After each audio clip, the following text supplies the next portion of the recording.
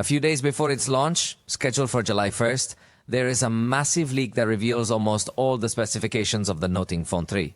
The brand had already officially confirmed that it would use the Snapdragon 8S Gen 4 chipset, but now we know more. According to this leak, the display will have a 6.7-inch LTPO OLED panel with 1.5K resolution, promising a sharper visual experience. Regarding the battery, it would expand to 5,150 mAh.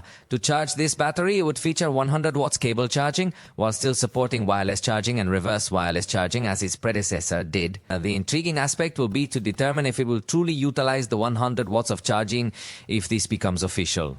Or if the charger will indeed be 100 watts, or the cell phone will actually charge at 23 watts.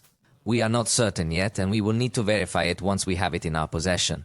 The most notable change appears to be in the cameras, as reports suggest that this Noting Phone 3 will feature a triple rear camera configuration. It will have a main sensor with 50 megapixels, an ultra-wide angle lens, also at 50 megapixels, and for the first time, a 50 megapixel periscope lens, which includes 3x optical zoom. Additionally, the front camera is set to be upgraded to 50 megapixels.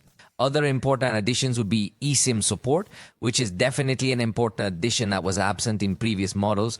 As for the software, it would come with Noting OS 3.5 based on Android 15. The brand already confirmed that it will have 5 major OS updates, 7 years of security patches, which is good, but it would be much better if it arrived with Android 16 out of the box. Given the significant leap in specifications compared to previous generations, particularly in the camera department, do you believe the Noting Phone 3 is now capable of going head-to-head and truly competing with the premium models of established traditional brands?